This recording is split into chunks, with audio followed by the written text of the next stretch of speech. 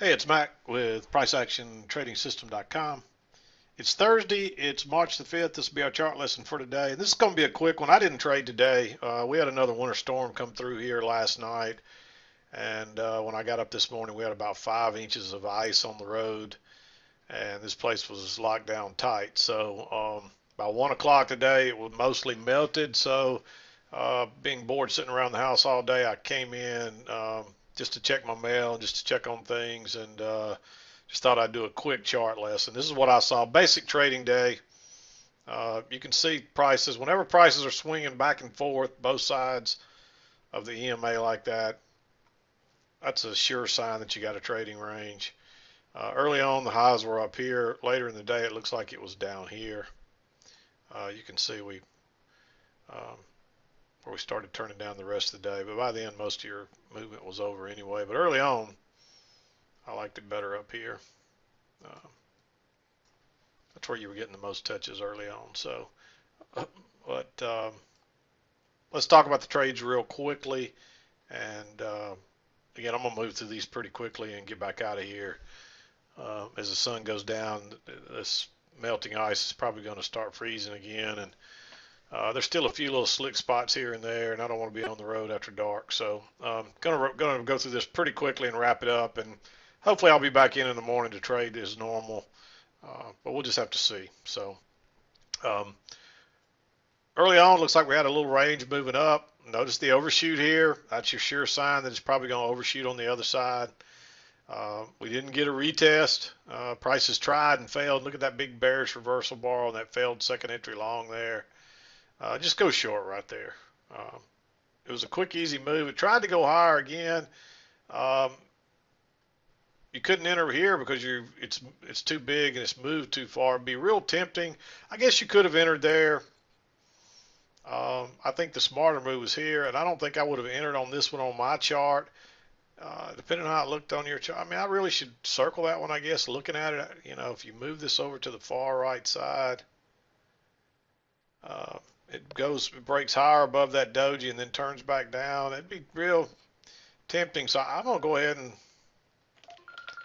circle that one as well. So I'm gonna go ahead and circle that one. And then you get another pullback right here, and then it's obvious you got this trend line working down, and we're probably headed down to test these lows or that one. And this was probably the best move out of all of them. I think you're too close to the lows here. This one would be real tempting as well, um, but it's not as good a signal bar. Look how bearish those are. They're nice bearish reversal bars. This one looks more like a doji. I think you'd have been better off just to sit tight and skip that one. And then, of course, it does. It bounces here. And notice that pullback first entry, pullback second entry. And that's a nice bullish bar right off the lows. I went back and forth about whether or not I'd make this one green. But you got that trap down there below those matching lows right there. It's definitely a strong support area. A lot of reasons to like that one. So I'm going to leave it blue. And it turns out to be a really good move. Pulls back. That's a first entry. It's a doji. Um, you know, you're probably going to push for another leg up. We weren't quite to the highs. There's some reasons that you might enter there, but I would, if I can see myself, if I was trading this, and when that broke higher, I'd be looking for it to pull back and give me a second entry, and it never does. And so I just don't think you can enter there. But notice this one pulls back. This bar is higher, and then it ticks lower and then turns up. I like that one. That's the first break, and there's a good chance you may go up here. There's plenty of room to get out back to here, and that's exactly where it goes. And it tries to push up to the next level, and it's just similar to this, except it's even a bigger trap because it breaks higher and then turns down, and it's just a tick from closing on its low. I like that one because of that failed breakout. It's a break, it's a break of this channel moving up and two legs up. So just go short right there, and that turned out to be these off the highs and lows were the real trades today. And so it would be hard not to ignore this one when it bounces at the same place. It'd almost be tempting to enter there, But I think you're better off to wait and see if you get a little pullback, and you do here, and you get that bullish bar. Just go long right there. And again, this one's off to the races.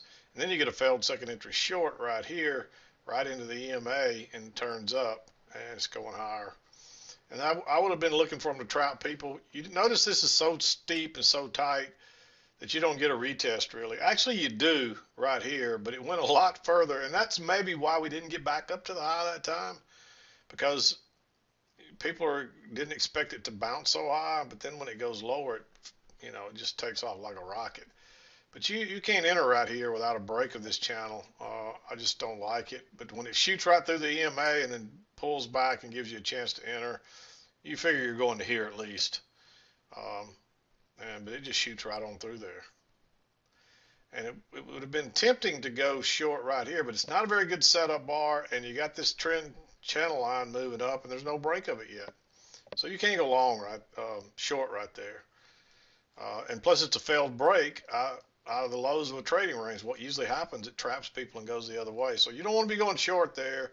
I would have gone long here before I'd go short, but I don't think you want to go long there either, that close into the EMA and that close to that, because it may touch and give you a breakout pullback short.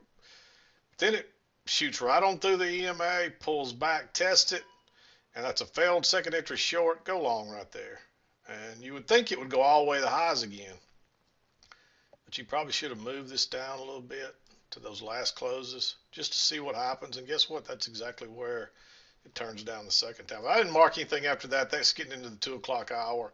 If you were still trading, I don't know if I'd have taken a long here off of that signal bar, but I definitely probably would have gone short right there. Plenty of room back to the EMA. So I'll go ahead and circle that one. Nice bearish reversal type bar, closes on its very low, then opens. You probably would have had to drop a limit order in there, already had your stop waiting to break below that bar.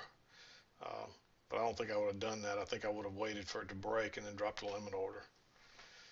But either way, it worked. If you had time to get your stop in there, it would have backed up, so you probably could have put it back in there and got filled at the same spot, even if you used a stop. So, but anyway, pretty good trading day. I know these kind of days really trip people up, but I like range days like this because they're very predictable. This might catch you a little off guard, but this is where you got to be guarded down here and up here. This is where you're looking to get long down here, and you're looking to get short up here, and it's really that simple.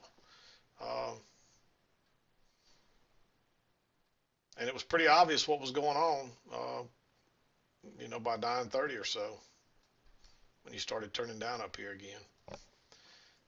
Again, you don't know that you're going to get these kind of moves out of it. These were some pretty nice shorts. If you'd have taken that one would have paid off. But I just don't see any way you're going to take that one right there. There was some previous resistance right there, and it's kind of acting as support and resistance. So, but still, with no break of that little short-term channel, I just don't see any way you could take that trade. I really don't. And you hate to watch those go without you. But sometimes that's what you got to do, unfortunately. So, not much else I can say about today. Again, I told you it was going to be short and sweet, so I'm going to keep it that way. I'll be back to do it again tomorrow, as long as there's not a cloud in the sky today. I think it's supposed to be sunny here tomorrow. So it's cleared off and it's pretty outside. It's real chilly here. Still pretty cold for this time of year for us here. But this weather here has just been unbearable. We've had the worst winter here we've had as far as snow and ice in a long time. And as you know, down here in the deep south, we're not prepared for it. So everything just shuts down, including me, when we have, when the roads are bad like that. So I don't expect it to be that way in the morning, though. So I expect to be back for our Friday trading. But I'm going to wrap it up for now. Hopefully we'll see you again tomorrow. This is Mack with PriceActionTradingSystem.com, and we'll see you next time.